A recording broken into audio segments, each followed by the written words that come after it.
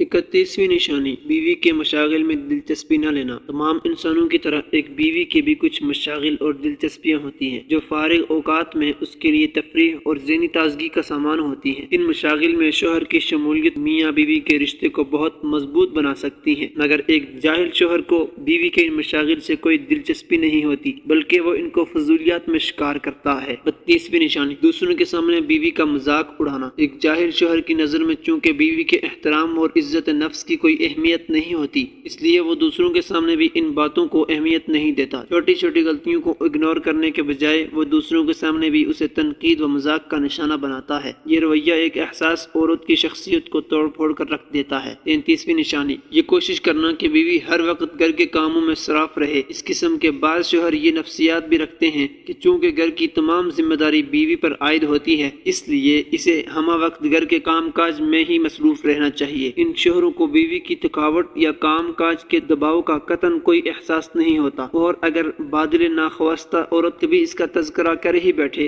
तो काम काज में हाथ बटाने या महज हमदर्दी के कुछ अल्फाज ही कह देने के बजाय उनका जवाब यही होता है कि दुनिया की हर औरत घर संभालती है, तुम कोई अनोखा काम नहीं कर रही हो। 34वीं निशानी बच्चों की तालीम व तरबियत की जिम्मेदारी बीवी पर डाल देना। इस किस्म के शोहर बाज़ औकात या तो अपनी नाअहलियत के सबब या फिर अपनी जिम्मेदारियों से पहलौती की खातिर घर के तमाम उम्र के साथ साथ बच्चों की तालीम और तरबियत की तमाम जिम्मेदारी भी औरत पर डाल देते हैं। ऐसी खवातीन शोहर की मौजूदगी में भी खुद को जिंदगी के बोझ तले तनहा महसूस करती हैं। 35वीं निशानी बीवी की आदत से समझौता न करना और उन्हें बदलने की कोशिश करना। अक्सर शोहर बीवी को एक रोबोट समझते हैं जिसका रिमोट कंट्रोल वो अपने हाथ में रखना चाहते हैं। ऐसे शोहर बीवी की आदत से समझौता करने के बजाय उन्हें बदलने की कोशिश करते हैं, इस हकीकत को समझने के बजाय कि बीवी भी एक मुकम्मल इंसान है जिसकी अपनी एक शख्सियत है। वो बीवी की शख्सियत को अपनी पसंद के सांचे में ढालने की कोशिश करते हैं। ये रवैया एक बीवी के लिए ज़हनी उलझने पैदा कर देता है। 36वीं निशानी हासदाना रवैया। बीवी अगर शोहर की निस्बत ज्यादा समझदार और आला सलाहियतों की मालिक हो या आला ओहदे पर फाइज हो तो अक्सर जाहिल किस्म के शोहर हसद का शिकार हो जाते हैं। ये कभी बीवी की तारीफ बर्दाश्त नहीं कर सकता और अपने हसद की आग में ही जलता रहता है। हसद का ये रवैया दोनों के दरमियान एक मुकाबले की फिजा पैदा कर देता है और घर का अमन व सुकून तबाह होकर रह जाता है। 37वीं निशानी बीवी के मशागिल पर तनकीद करना।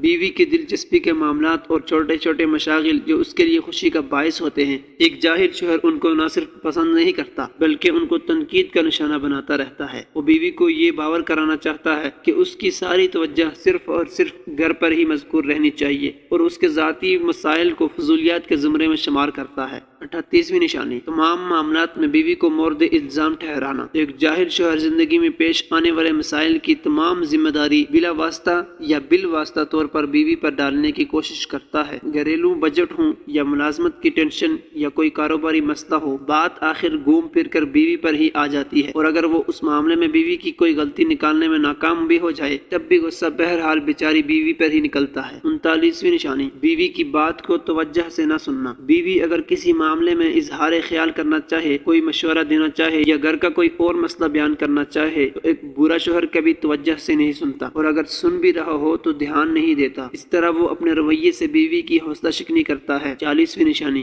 तारीफ न करना। बीवी के अच्छे आदत और हुस्न व खूबी की एक बुरा शोहर कभी तारीफ नहीं करता। ये रवैया दोनों के दरमियान कभी ज़हनी हम आहंगी पैदा नहीं होने देता।